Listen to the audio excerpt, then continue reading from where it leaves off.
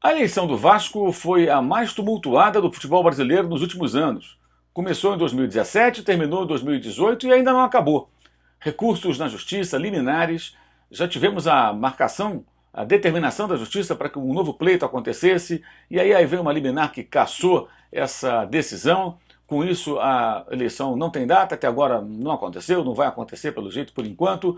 Alexandre Campelo continua na presidência do clube e rumores nos bastidores dão conta de que pessoas ligadas à antiga situação no Vasco, né, que de certa forma até ajudou o atual presidente a chegar ao poder, tentariam de alguma maneira derrubá-lo, tentariam chegar ao poder. Mas fofocas e bastidores que acontecem o tempo todo em São Januário, numa relação muito complicada do atual presidente com os apoiadores de Eurico Miranda, com o Conselho Deliberativo, que é presidido pelo Roberto Monteiro.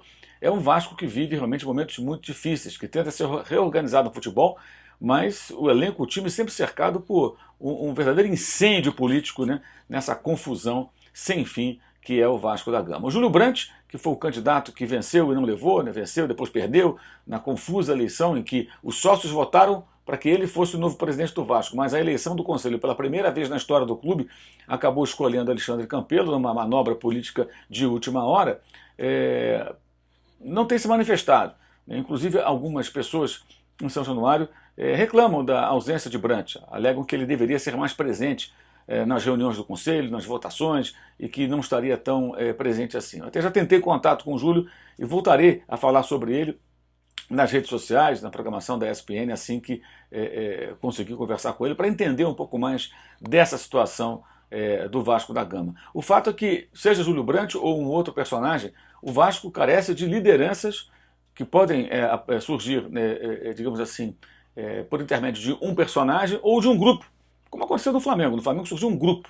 Esse grupo, em 2012, derrotou Patrícia Morim, mudou a parte administrativa do Flamengo. O Flamengo hoje, nesse aspecto de grana, finanças e administrativamente, vai muito bem.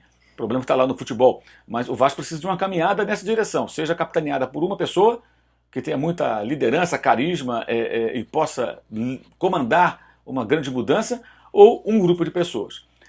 E, inclusive, entre os muitos vascaínos que se reúnem em grupos de oposição, existe até um movimento de pessoas que estudam o Estatuto do Vasco, né, estão lendo de cabo a rabo o Estatuto e procurando brechas jurídicas que permitam a reivindicação de uma intervenção no Vasco até que uma nova eleição aconteça, algo parecido com o que houve no Bahia em 2012, né, quando a Justiça determinou a saída do presidente, um interventor foi nomeado para fazer uma transição até a eleição seguinte, e aí essa eleição do Vasco teria que acontecer, digamos assim, em moldes que não permitam todas as manobras que acabaram acontecendo entre 2017 e 2018, manobras essas que fizeram com que a vontade do associado não prevalecesse. Prevaleceu sim o que desejaram alguns conselheiros, né, em quantidade muito menor.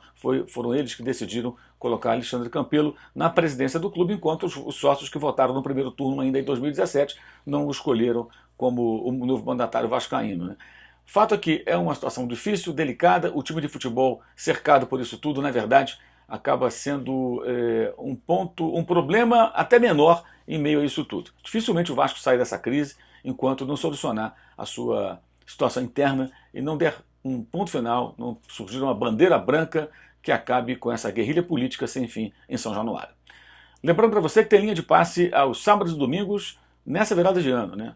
Dia 31, segunda-feira, dia 29, domingo às 9 da noite, segunda-feira às 10 da noite, e no primeiro final de semana de 2019 também tem linha de passe. No domingo, dia 6, às 9 da noite, e na segunda-feira, dia 7, o programa O Melhor Debate da Televisão Esportiva do Brasil, às 10 horas da noite, na ESPN Brasil. E não perca os jogos do Campeonato Inglês que estão bombando nessa virada de ano. Atenção para o dia 3, quinta-feira, 6 da tarde, horário de Brasília.